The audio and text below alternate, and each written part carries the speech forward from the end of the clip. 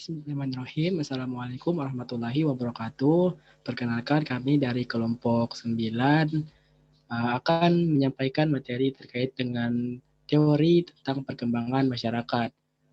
Nah, pada kali ini kelompok 9 terdiri dari Astuti Pramungkas, ada Febriani Buana, Nia Fajri Baturrahman, dan saya sendiri Riko Kurniawan.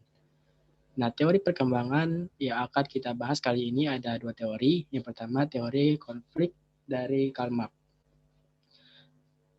Nah, Karl Marx memandang bahwa teori konflik lahir dengan beberapa konsepsi, yakni konsepsi tentang kelas sosial, perubahan sosial, kekuasaan, dan negara, di mana konsepsi itu saling berkesinambungan dalam pembentukan masyarakat.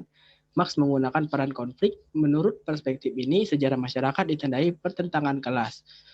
Klasifikasi Lensky atas kelima jenis masyarakat yang didasarkan pengaruh teknologi atau material atas cara produksi membuat analisis masyarakat lebih perfektif, konflik lebih mudah dipahami.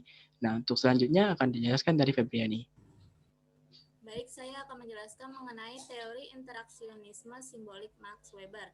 Teori interaksionisme simbolik menjelaskan bahwa individu bertindak sesuai dengan interpretasi mereka terhadap makna yang ada pada dunia.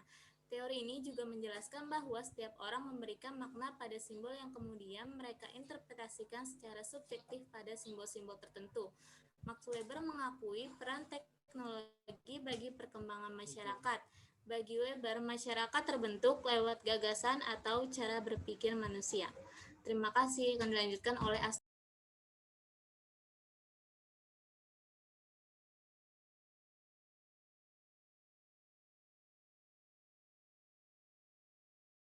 Nah, kemudian kita masuk ke hasil analisa. Bagi Karl Marx, bukan gagasan yang menciptakan masyarakat, melainkan cara-cara produksi materiallah yang menciptakan gagasan. Sementara bagi Max Weber, teori ini memiliki akar keterkaitan dari pemikiran Max Weber yang mengatakan bahwa tindakan sosial yang dilakukan oleh individu didorong oleh hasil pemaknaan sosial terhadap lingkungan sekitarnya. Makna sosial diperoleh melalui proses interpretasi dan kemudian komunikasi terhadap simbol-simbol di sekitarnya.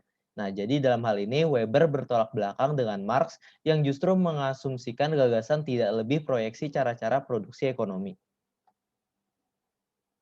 Nah, contoh di kehidupan nyata, menurut Karl Marx, sejarah perkembangan mode produksi memiliki 5 macam perkembangan produksi. Yang pertama, komunis primitif, kedua perbudakan, ketiga feodal, keempat kapitalis, dan yang terakhir kelima komunis. Kemudian akan dilanjutkan oleh Niam. Republik Rakyat Cina. Republik Rakyat Cina telah dipimpin oleh Partai Komunis atau PKC. Komunis dianggap sebagian orang merupakan paham yang tidak baik.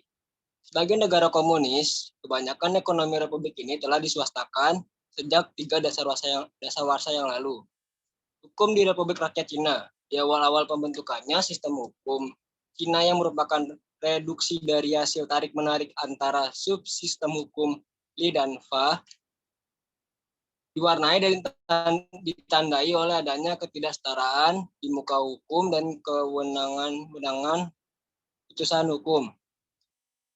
Di sepanjang alur sejarah perjalanannya, model pembangunan hukum di Cina mengalami pergantian antara suatu tatanan hukum berbasiskan undang-undang yang mendasarkan pada paham Marxisme, Leninisme, dengan sistem hukum yang berbasis moral, etika umum, dengan mendasarkan pada pendekatan tradisional Cina. Contoh dari teori Max Weber.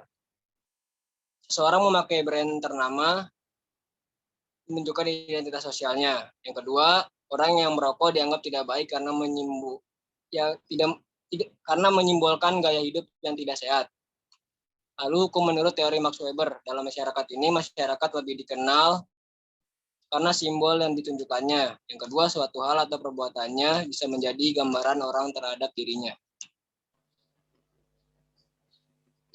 Baik, terima kasih kami ucapkan. Cukup dari kami. Wassalamualaikum warahmatullahi wabarakatuh.